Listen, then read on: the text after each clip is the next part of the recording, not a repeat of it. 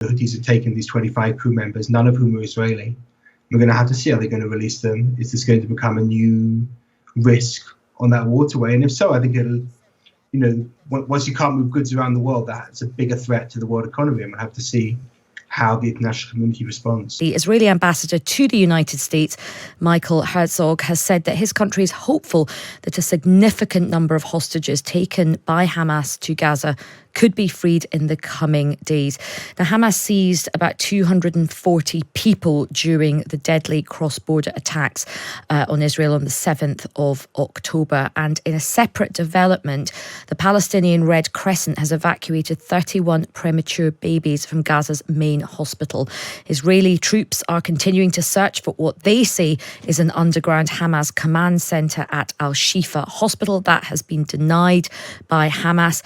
And there's another interesting twist of events. The Yemen's Houthi rebels, which is they're backed by Tehran, have just seized a cargo ship in the Red Sea.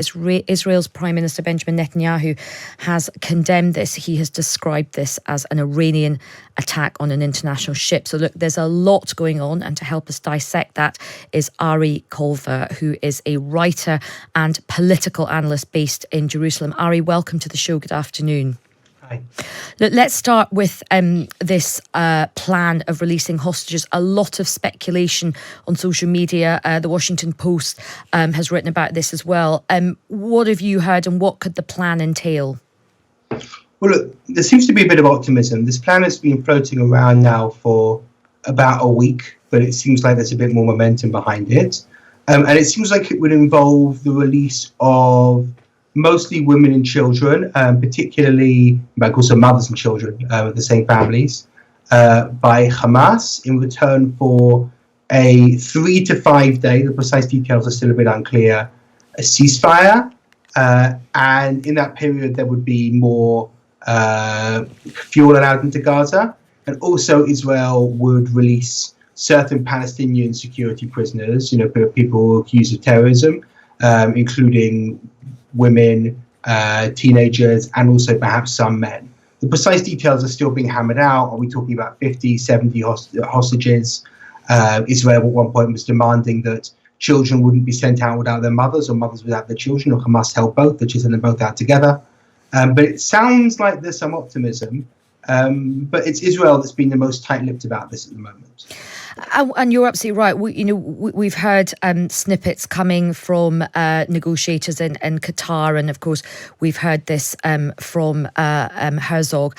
Why have we not really heard from the Israeli government directly? Why are they not sort of giving out any information? I think there's a reluctance for getting people's hope up, and as soon as Israel seems too eager for a deal, then the price will go up. At the same time, it's actually very politically difficult right now for the government here, for Netanyahu and the people around him, to agree to a deal that would release terrorists, even at the cost of getting back hostages. There's a lot of trauma about that. Many of the people leading the attack from Hamas were terrorists who were released in a previous hostage deal. So there was a sense of having to go around all this again.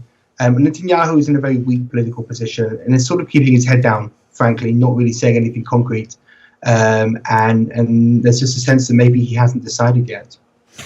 And what do you think the mood will be amongst the Israeli public about the prospect of any sort of deal like this?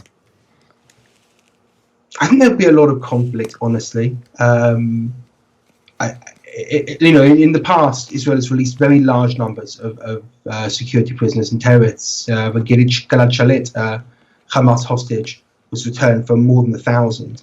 And so there's a sense that, this is a very different situation. We're not talking about soldiers here. We're talking about children. We're talking about elderly people. We're talking about whole families.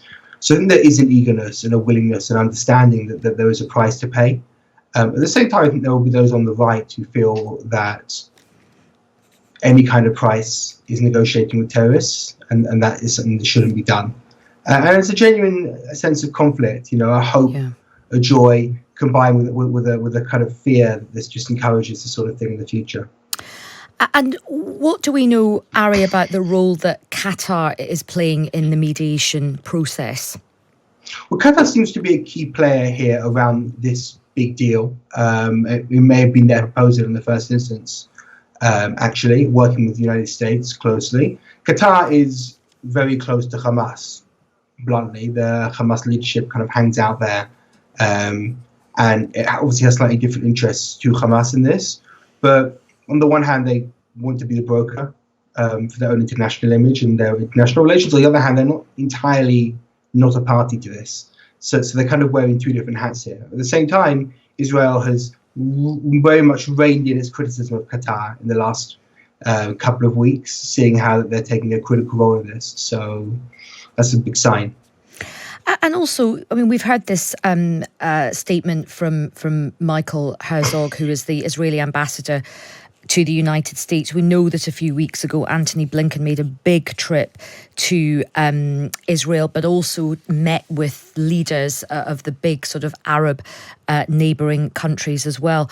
Do you think that this deal is the result now, or talk of this deal is a result of a lot of intense pressure and diplomacy from America and others? Absolutely. I think the US has been a key player in this. I should take a step back and say there is no this quite yet. Yeah, and Israelis are very used to these sorts of rumors. Hamas are holding already a number of Israeli hostages for more than a decade. And we've had these kinds of, there's about to be a breakthrough deal any day moments every couple of months for the last 10 years or so. So we're very used to cynicism on this. But if there is such a deal, I think, the United States' very single-minded focus on the hostage issue will have a big role to play in hopefully their release. And it is important, as you say, very important to have a reality check here, because Israel's Prime Minister Netanyahu has said that nothing has been agreed. He's still ruled out a full ceasefire. So that's the official line. So we have to be very, very clear about that.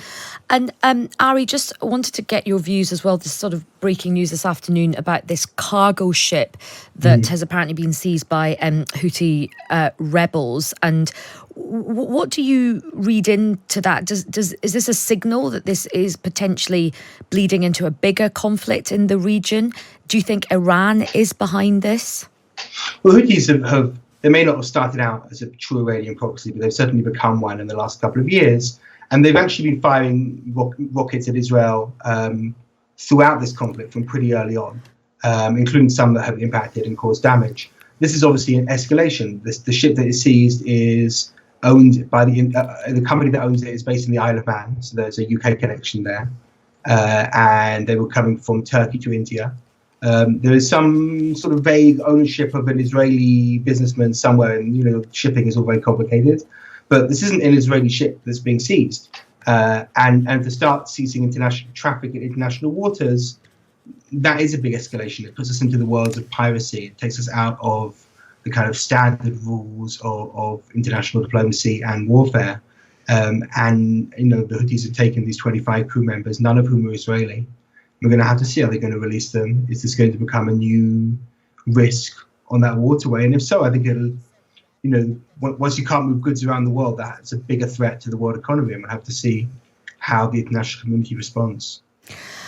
Yeah, and it's interesting because some of the Houthi rebels have trailed an important message, and they've released a statement pledging to target Israeli-linked vessels. Do you think that's likely, or do you think that's something just to sort of scare Israeli ships? Oh, look, they took this one. So whatever you might have said a few hours ago, I've got to say it's likely now. The question is, if they're understanding of what counts as Israeli linked is any kind of sea cargo that has a vague link to an Israeli somewhere, then that's a pretty broad mandate for seizing ships going through the Red Sea. And that's, we're talking about the Suez Canal here. We're talking about access to India from Europe. Yeah. It's a big trading route, right? It's a really important trading route that could have consequences. Well, look, Ari, we're really, really grateful for your time. There's a lot going on, but you've helped us get a better understanding. Thanks very much. That's Arieh Kovler, who's a writer and political analyst in Jerusalem.